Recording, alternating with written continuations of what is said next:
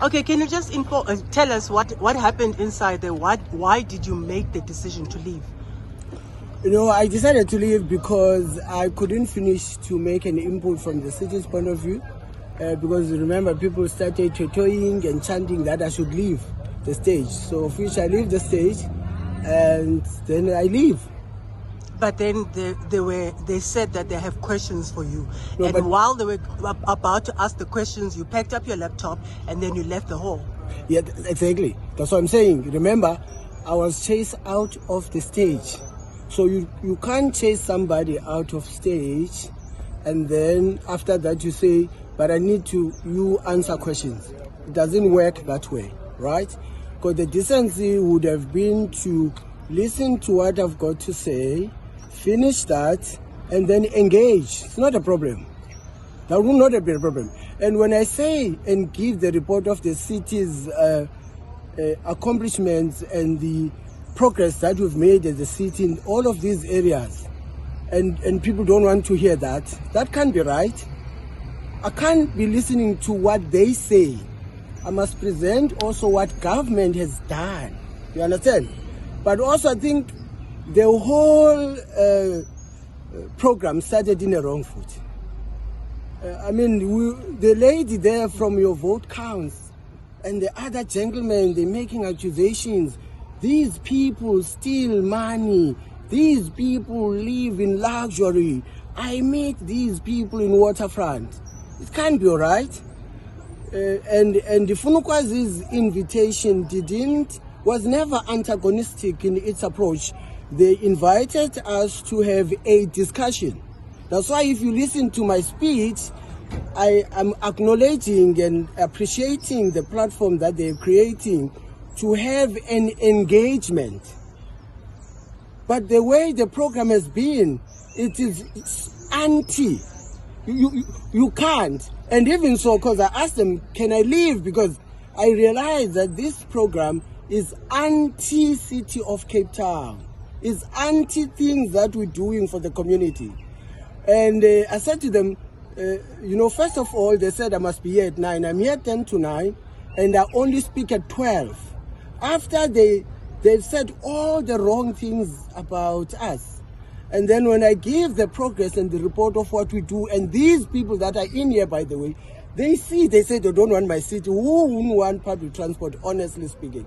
And I'm telling them, this is what we're spending, 4.5 billion rand in upgrade for my city, linking Khayelitsha, Mitchell's Plain too.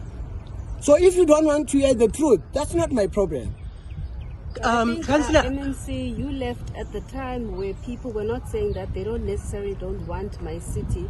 You were reporting about the land that has been secured, but they were asking. I never said there was land secured. I'm saying you were reporting about the land that the city has acquired in Woodstock, Paru. The city's land that has been released. Yes, but they were asking about Khayelitsha because the issues are pertaining to Khayelitsha. That is when they said they don't want to listen to the report about my city. No, but the invitation was not about Khayelitsha. Remember, lady, the invitation of Ndifuna Ukwazi is not about Khayelitsha. You understand? Hence, the language inside is English, not Xhosa, because it's not Khayelitsha. Ndifuna Ukwazi is not advocating for Khayelitsha, right? So they are advocating for special integration. So obviously part of that is the release of the land. Somebody has said it in any event. The release of the land, and I'm telling them where Woodstock, Sword River, Maitland, and that's where the well-located land is. So nobody, advocated for a release of land in Khayelitsha. Nobody, right? So.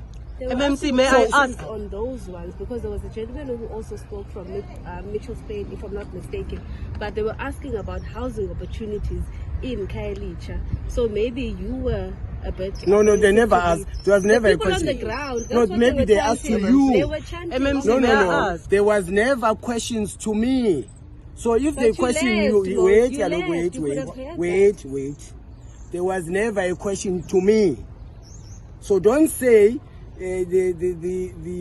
my speech then got stopped because people did what they did because they asked about Khayelitsha. That's not true. They didn't like the progress I was giving. And I was responding, therefore, to the question of pieces of land that belongs to the city, right? And I give where the land has been released. And that is not in Khayelitsha, because the gathering is not about Khayelitsha. It's about the well-located lands, and obviously the city has released well-located land that belongs to it. Hence, in my speech then I touch the issue of national government piece of land in Wingfield, Youngfield, because the city can't release that because it belongs to national government. So that's what I'm saying. The problem is that, when people you tell them what they don't want to hear, then they become impatient. But they were never impatient when there were lots of accusations, how useless councillors are, how they steal money. I never stolen a cent. That's what and I can't agree. That's what I want to ask. Somebody says in the meeting that we've stolen money. What money did MMC, I you want steal? to ask, do you not think that you coming to the stage and then addressing the allegations is not what agitated the people that were sitting there and listening to you? But also you can't keep quiet when somebody says you have stolen money.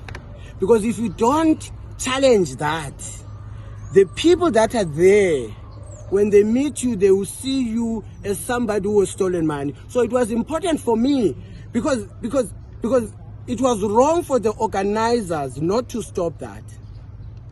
You can't go in a public platform and allege that these councillors, they live in luxury, they steal money, millions. There were no names there were people sitting and that were pointed at. And I'm sitting there. So why must they name us when they are pointing us? Because they do say the people on the left and they are pointing at us. And you can never invite people or myself and then make accusation that the councillors are stealing. That matter had to be addressed because the people are going to live here with thinking that we steal money. Can't be correct.